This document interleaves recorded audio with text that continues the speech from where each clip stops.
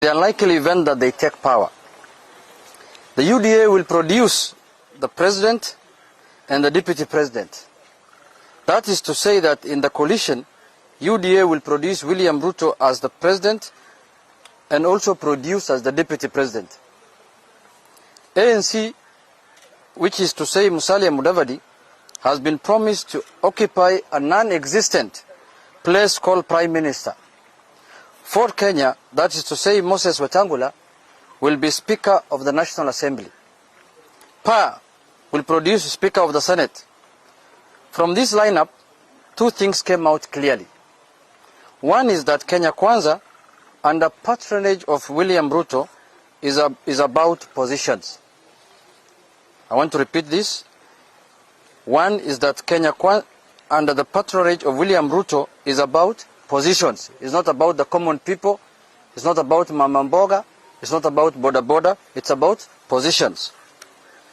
President, Deputy President, Speaker, which Ruto has shared between Wetangula to be the Speaker of National Assembly, Musalia to be Prime Minister, Kingi to be Senate Speaker, and Mutua to be Cabinet Minister. These are called positions. These things they have shared are called positions. Vyeo, vile alikuwa anasemanga. The very thing Ruto has condemned for more than 4 years. He has been telling Kenyans that their coalition, they are coming together, is not about sharing positions. It's about helping the common people. It's about helping Mama Mboga. It's about helping Boda Boda. Now, the thing has boiled down to sharing of positions. And these men, Ruto, Musalia, Wetangula, Kingi, Mutua, are now the Mama Mbogas Ruto has been talking about for the last 4 years.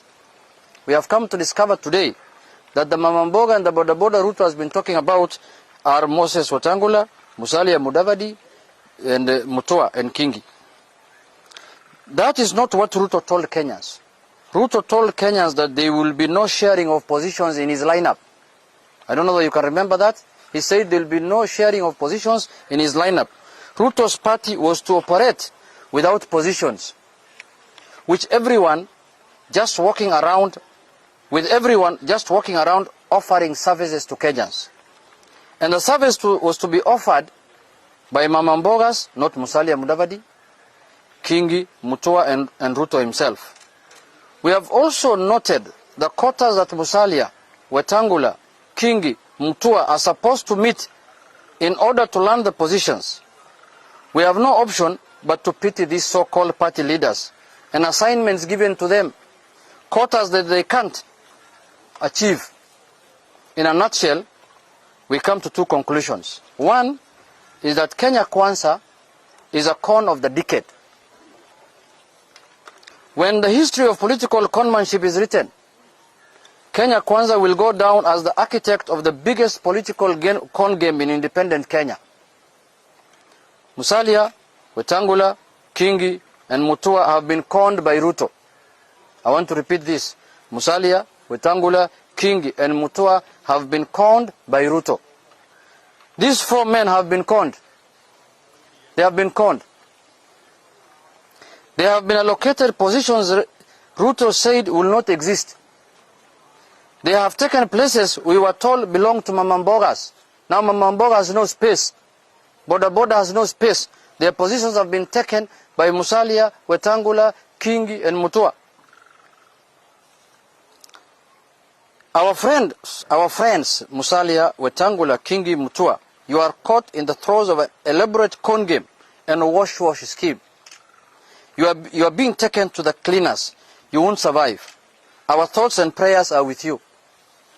To tell Musalia and Wetangula to deliver 70% of Western to Ruto is to con them. Because you know they cannot deliver that. Imagine if Musalia and Wetangula get 69.9%, they will not get those positions. 69.9%. They have to hit 70%. Is that not a con game? These 2 men have been assigned quotas they won't meet. In any case, there is a very strong feeling among Kenyans that the presidency must this time round go to Western Kenya. We cannot have a presidency that is rotating between one community to another community. If Musalia was serious, he should have gone for the presidency or the deputy presidency. bare minimum. Now he's going for a con game that you must produce 70% of Western votes so that you can get a position. That is modern slavery. That is demeaning a leader of the status of Musalia Mudavadi. It is very demeaning. Even President Kenyatta said the presidency cannot be a game of two communities. To expect Musalia and Wetangula to deliver 70% of Western Kenya to Ruto is to tell them to prepare their own political graves. Ruto has buried them completely. To force Alfred Mutua, of all people, to deliver 35% of the Kamba votes to William Ruto is to ask him to be conned and taken to the cleaners, because he cannot afford more than 10%. Ruto is to ask them to prepare. I mean, where does anyone expect on this earth? Where does anyone expect on this earth Governor Kingi to get and deliver 50% of the cost people if he cannot deliver even Kilifi to Ruto? Honestly.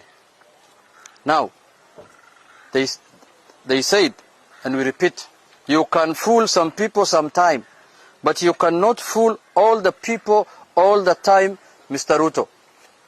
You can only fool some people for some time, but you cannot fool all the people all the time, Bana Ruto. Let us allow Ruto to fool Musalia, Wetangula, Kingi and Mutua, among others. But let us tell Ruto he can't fool all of us. In any case, Kenyans agree with President Kenyatta that the presidency cannot and shall not be a preserve of two communities. We agree that with President Uhuru. The presidency cannot be the preserve of two communities. In Azimio, we have been clear from the start that Kenya needs a political and governance structure that accommodates all our communities, regions, and all their diversities. That is why we brought BBI. Now Ruto has opposed BBI vehemently for the last 5 years. Now today is creating the same position that BBI was advocating for Prime Minister and Deputy Prime Minister. He's not ashamed of himself. He spoke at Bomas 1, at Bomas 2, like somebody who came from the moon, and told Kenyans that we don't need positions. Today he's dishing out the same positions to Musalia and other people. That tells you what kind of character we are dealing with. A hypocrite per standard. He is the man who said we don't need BBI, we don't need to create positions. Now he's reinventing BBI through the back door. Why didn't he join the train of BBI if he thought that he needs this position so much like the way he's doing? That remains our stand. No code games. That is what Azimio is. In Azimio, we have a leader who has suffered for what is right and not what is convenient. Because Ruto is doing what is convenient for him. When Kenyans wanted to have BBI, it was not convenient for him, he opposed. Now he needs it, it's convenient for him, he is reinventing BBI through the back door. Let us leave conmanship to Kenya Kwanza. Let us pity Ruto, conned victims, but let us stand with what is right. As Azimio, we are determined to end this politics of conmanship and of taking adult politicians to the cleaners.